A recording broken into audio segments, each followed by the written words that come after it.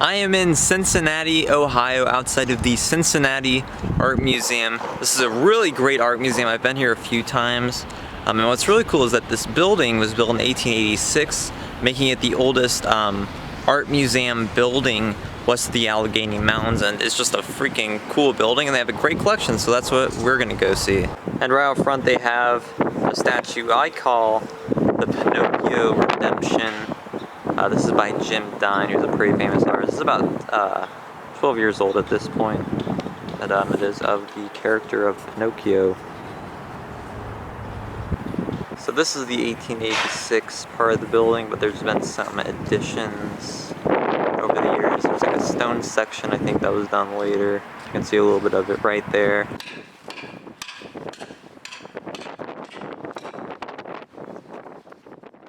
When you enter the museum, you are greeted by some Chihuly glass.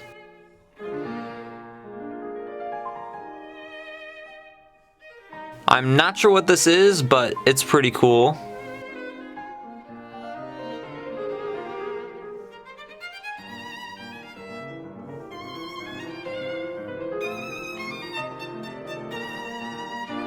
A new addition to the museum was Saul Steinberg's mural for the Terrace Plaza Hotel. When it opened in 1948, it was very controversial due to its international style. This was a special exhibit, No Spectators, The Art of Burning Man. And first we're going to take a look at the Islamic and Asian art.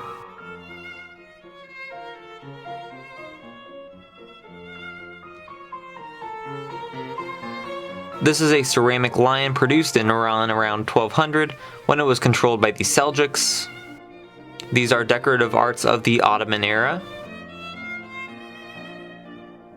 This is one of the best things at the museum, the Damascus Room. It is from the early 18th century and is now one of the earliest surviving rooms from Syria. It was likely a reception parlor in a house of an affluent family in Damascus. There's a lot of calligraphy and all sorts of great features in it. A rich guy in Cincinnati moved it in the 30s and installed it in his own home, then donated it here.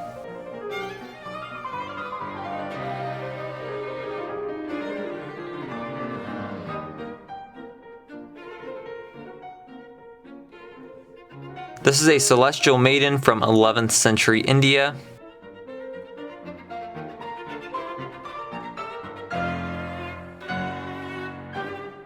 I thought these 1600s book pages were interesting. That is a Jane altarpiece.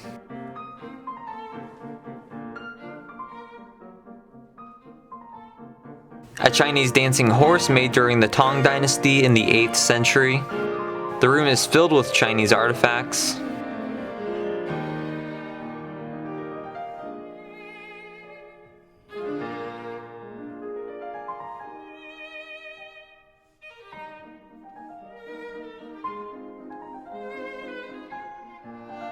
A Qing Dynasty scroll showing spring morning in the Han Palace.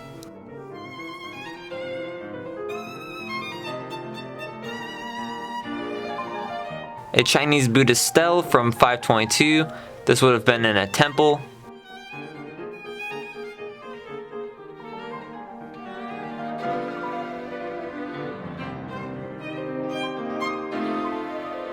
The 1354 mural is from a Buddhist monastery in China. Some creepy Japanese masks of the No Theater, which is classical drama. An Egyptian temple relief showing a king making an offering to the god Thoth. The museum has a great collection of ancient Egyptian, Greek, and Roman art.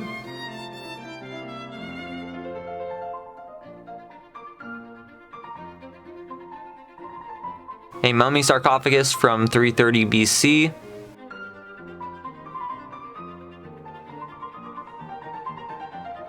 This is an actual mummy of an adult male from around 330 BC. The decorated cartonnage of the bottom layer is shown really well here, and the hieroglyphics on it say anonymous son of an anonymous woman.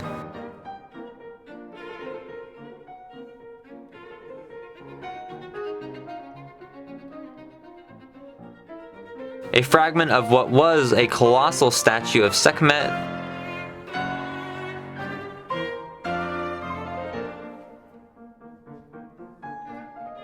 a lion funerary monument from Greece around 350 BC,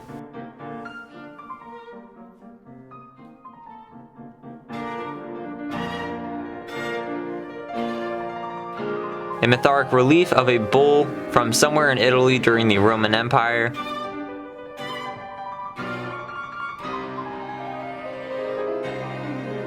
there's also a good African art collection. This is a veranda post of the Yoruba culture in Nigeria made around 1930.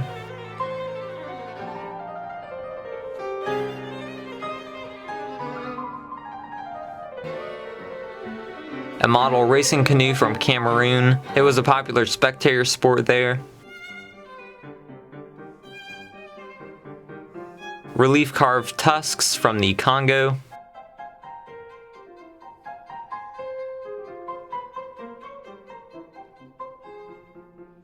This is an 1880 bedroom suite of maple wood carved with Japanese motifs.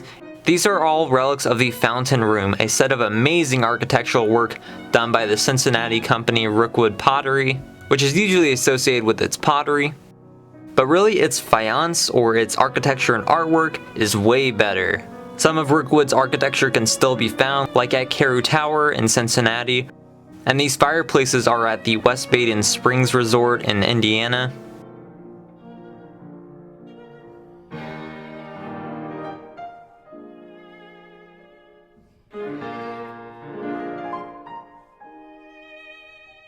Alexander Calder's mobile called 20 Leaves and an Apple from 1946, and it was also at the Terrace Plaza Hotel here in Cincinnati.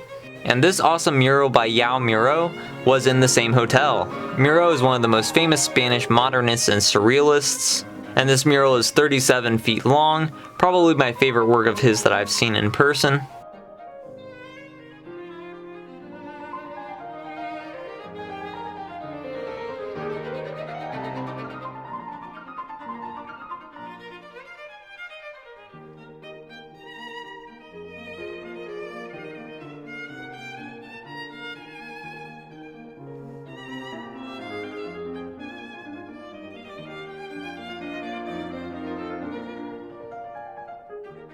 Some Tiffany stained glass windows. A newer part of the museum is focused on the actually very interesting art history of Cincinnati. The city was one of the largest in the West due to its position on the Ohio River. By the 1820s and 1830s, a lot of wealth was being generated here due to new industries along with river trade. These are some landscapes from the period by Cincinnati artists.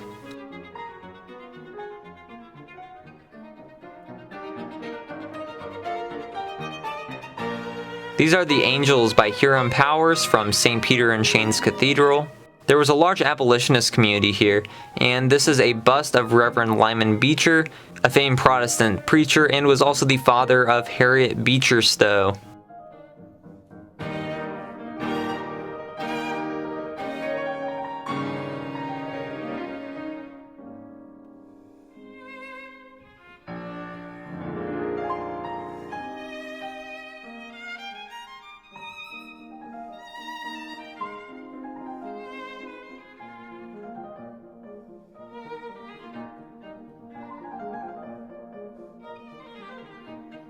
These are works by Robert S. Duncanson, who was a remarkable and extremely talented free African-American artist here well before the Civil War. He is considered the first internationally famous African-American artist.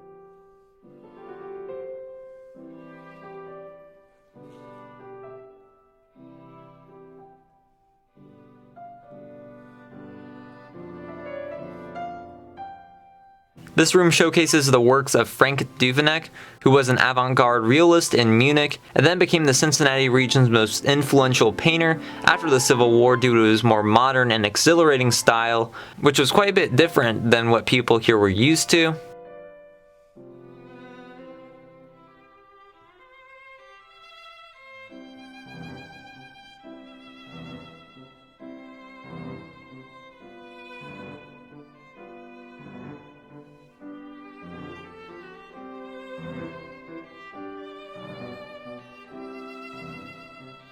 This is a Gravestone Sculpture plaster model cast for Elizabeth Boot Duveneck, who was his wife for a short time, and the real one is at her grave in Florence, Italy.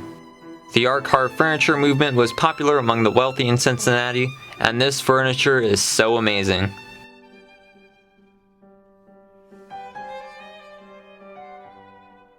This is the Underground Railroad by Charles Weber, showing a group of fugitive slaves arriving at a farm. While this specific scene is fictional, it does include Levi and Catherine Coffin. They could be considered the conductors of the Underground Railroad, a model of the beautiful fountain at Fountain Square.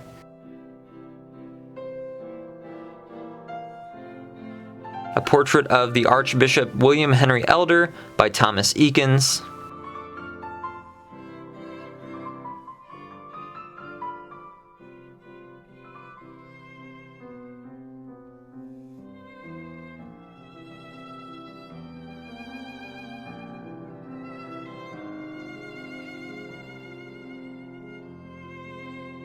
Frank Duveneck's Guard of Heaven.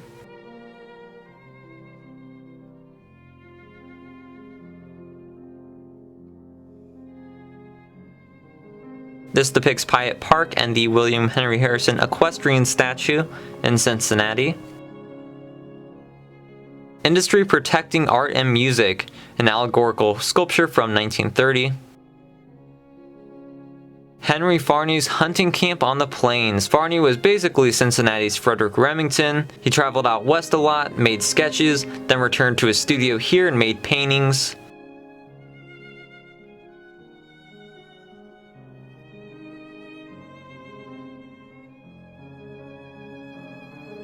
Joseph Henry Sharp also spent much time in New Mexico, often painting Native Americans.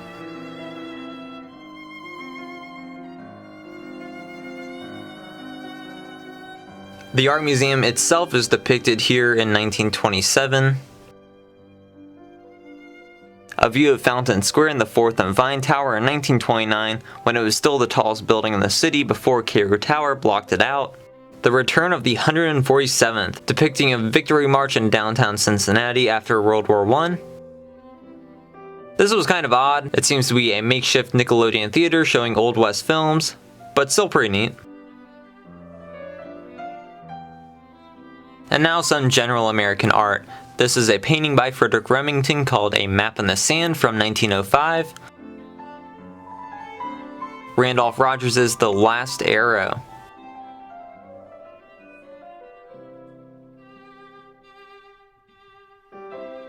John Singer Sargent's Two Girls Fishing.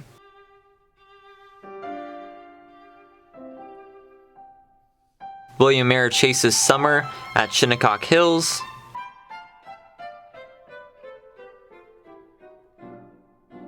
A really cool Tiffany lamp. Winslow Homer's Sunday Morning in Virginia, depicting an African American family during Reconstruction in the South. A Hudson Valley Landscape by George Ennis.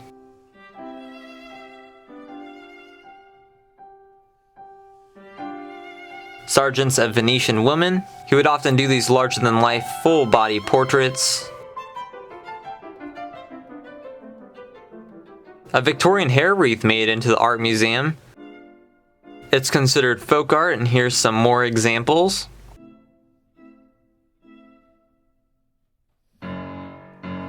The Colonial Room includes an 1845 portrait of General George Washington by Rembrandt Peale, son of Charles Willson Peale, who was one of the top artists during the Revolution and the beginning of the country.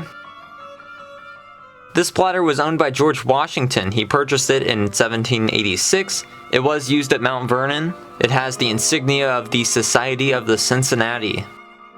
Some John Trumbull's and Charles Willson Peale's. A 1770 portrait by John Singleton Copley.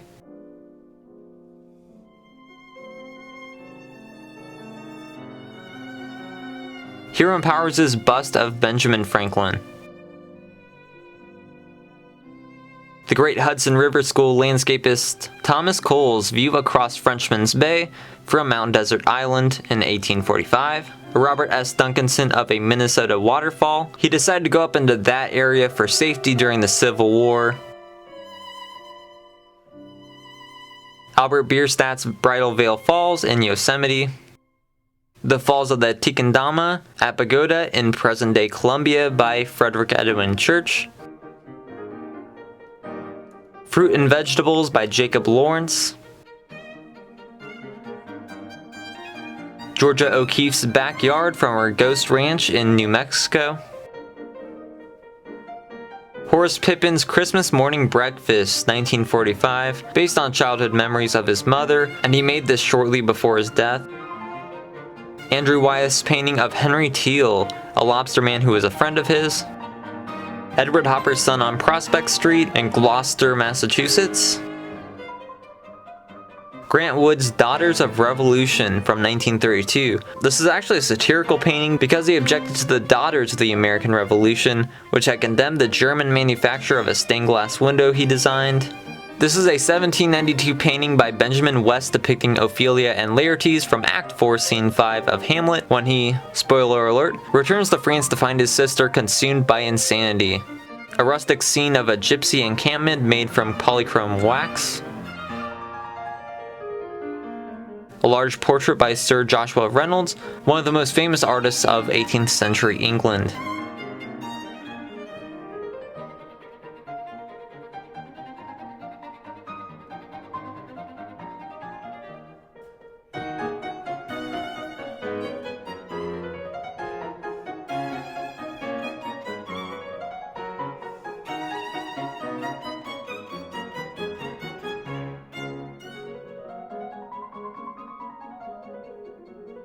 John Constable's Waterloo Bridge.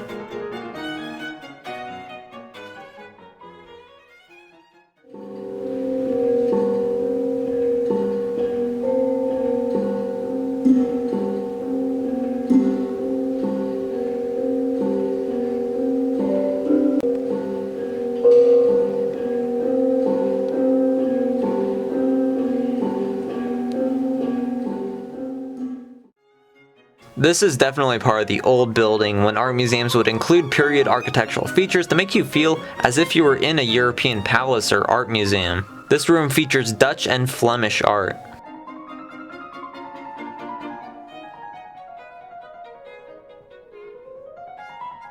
A portrait of a man in armor by Anthony van Dyck.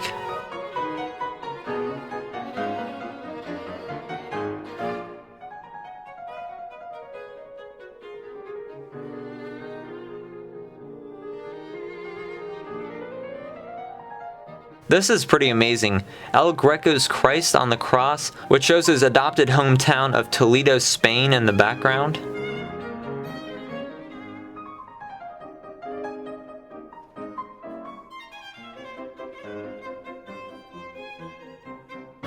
This is one of the most impressive altarpieces I've ever seen. It is Flemish, made in the 1550s, and includes scenes of the Old and New Testaments.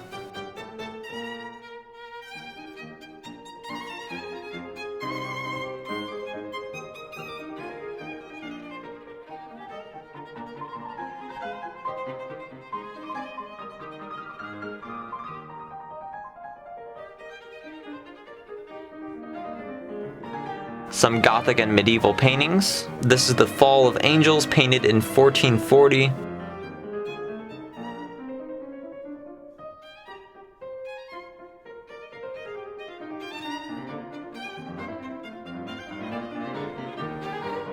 These are frescoes from the Hermitage of San Bodilio de Berlanga in Spain, constructed around 1125, a fantastic example of Spanish Romanesque painting.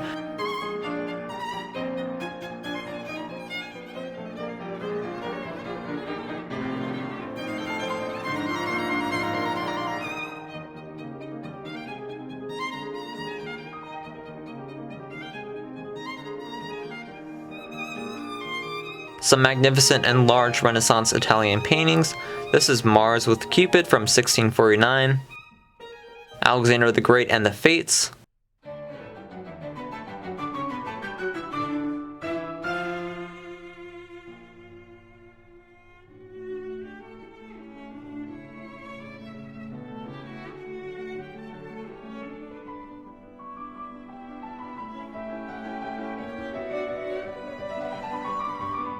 Now into the Impressionist Gallery. This is Edouard Manet's Women at the Races from 1865, which is a fragment cut from a much larger painting he made. An early work by Vincent van Gogh during his phase in which he painted peasants. He painted this in 1884 and he considered these studies in tone instead of color.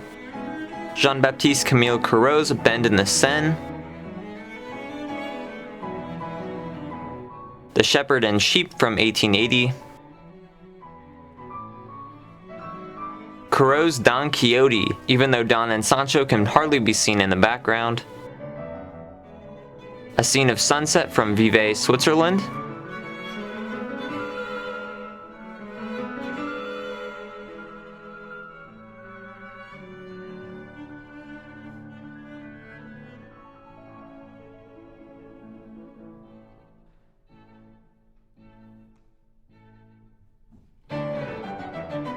A weird crab plate. Van Gogh's Undergrowth with two figures from 1890.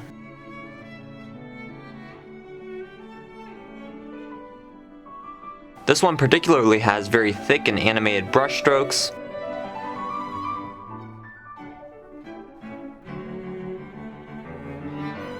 Claude Monet's Rocks at Belle-Île, which show you is more interested in how the light reflected off the objects rather than the objects themselves.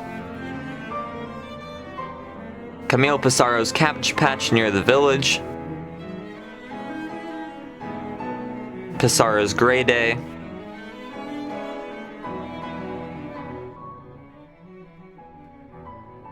Pierre-Auguste Renoir's Fog on Guernsey from 1883. Alfred Sisley's Murray at Sunset from 1888. Still Life with Bread and Eggs by Paul Cézanne. Paul Gauguin's The Moment of Truth, which is based on one of his trips to Tahiti. An abstract head by Pablo Picasso done in 1930.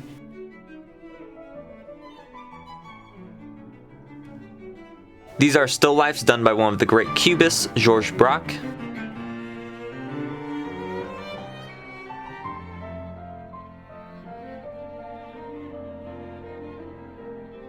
A 1911 Cubist still life by Picasso.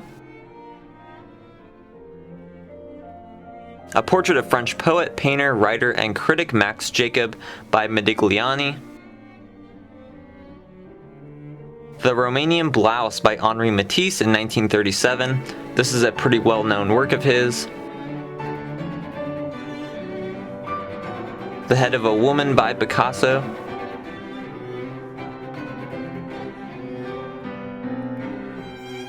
Marc Chagall's The Red Rooster from 1940.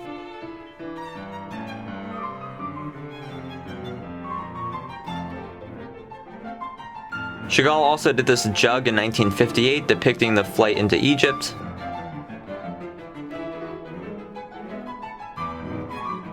A portrait by Diego Rivera of Mary Joy Johnson from 1939. She wanted him to combine the styles of Modigliani and ancient Chinese masters.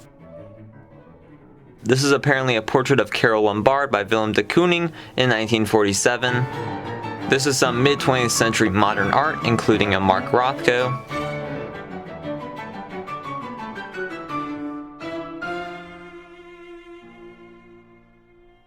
The museum commissioned Andy Warhol to make this one depicting Reds baseball player Pete Rose before his record-breaking 4,192nd hit. The painting was delivered here the day before he beat Ty Cobb's record. And a classic Warhol Campbell's soup can from 1962. This one contains cream of mushroom soup.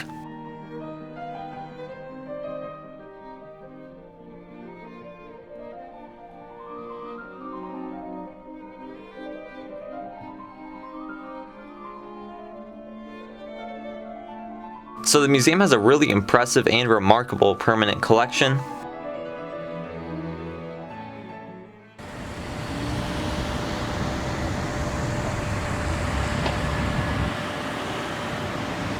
From this side you can see more of the building. There's like a stone part. I think this is also an addition. They have a tower on it. It's pretty cool. And And they have a modern section. I don't know when they built that, but that has like the Cincinnati art. And from the art museum, which is on top of Mount Adams, there's a really great view of downtown Cincinnati.